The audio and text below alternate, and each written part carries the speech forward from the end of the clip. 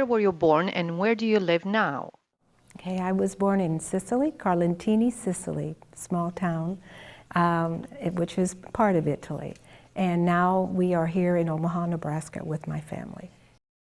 When and why did you immigrate to the U.S.? Did you visit USA before immigrating here?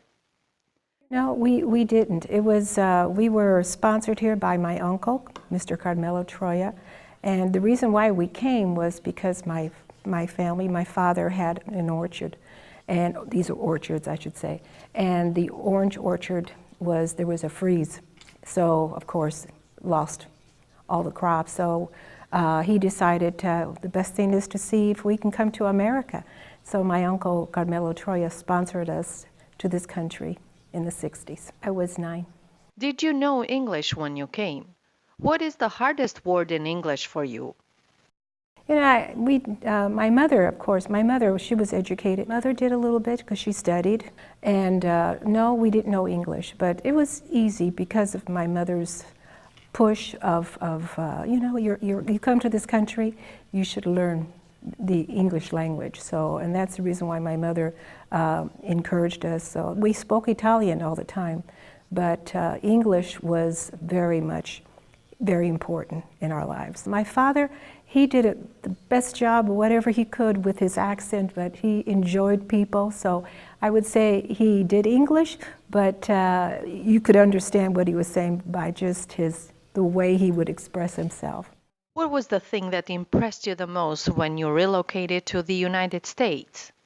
Well, there was like confusion at first, you know, excitement, confusion. My relatives here, they were very happy to have us to come to America and very giving. I mean, we had everything we needed. They took care of us, even a house, even a car. I mean, this is something that all the relatives got together to help us to come to this country.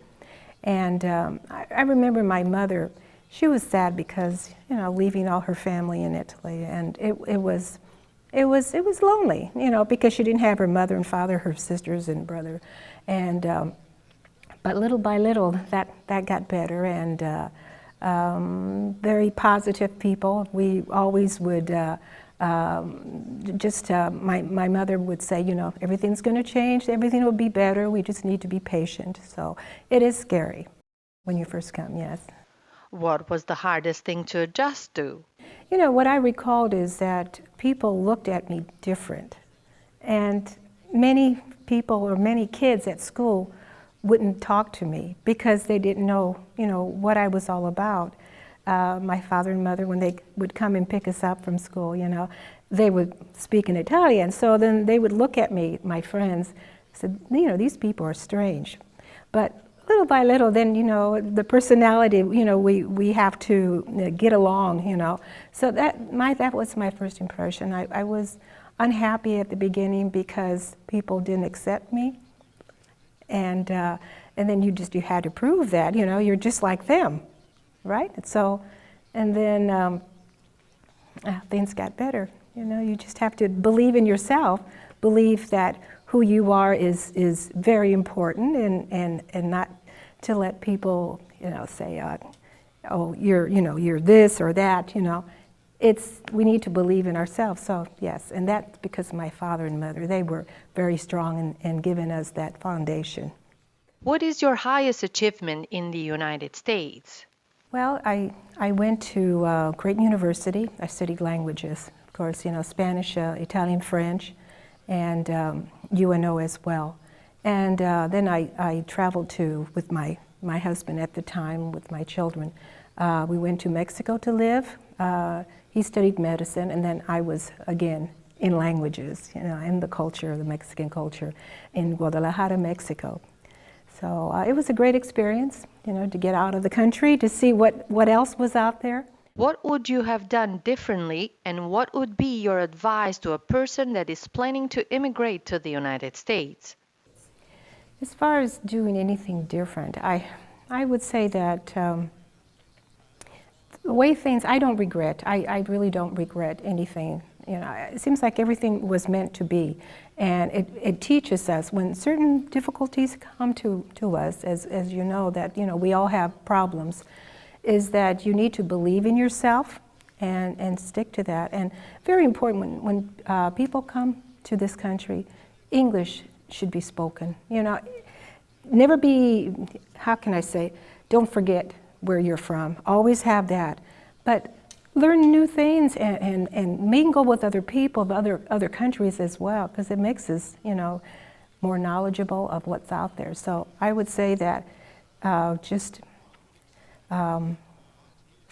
I wouldn't, you know, it's all good. Everything that we go through there's reasons, but be positive and always take that as again, positive steps towards what we need to do. Do you feel that you have been embraced and welcomed by the community? I would say so. I would say so because of my families, the families that were there. Eventually, you feel that this is your place, you know. And honestly, you know, Italy is a beautiful place, and we'll never forget that where we're from. But just so much that we can do here, so many dreams that we can achieve. No other place in the world. Do you refer to yourself as American or Italian American? First of all, because I am Italian originally, Italian American. Do you think immigrating to the United States was the right decision, and why? Yes, definitely, definitely. You know, this is the again, dreams can be achieved here. You can't. It's just so hard to get to where, because of the freedom, because of just the entrepreneurship that we have in this country. Capitalism, yeah, you know, but still, use that. We use these tools or this freedom to do what's best for us to be happy. My father, he worked 2 jobs when he first came. He was in produce. So eventually, yes, I mean, he became very successful. He used his positive, because he was so, you know, how can I say, he loved people. And people would come and see him and joke with him, and eventually his business became... Today, Carmelita della Guardia, a former Mrs. Nebraska, applies her language skills, writes music, and sings cabaret. We had a good life. We did. We had a good life here. And she never forgets her roots. No, the hands is very important.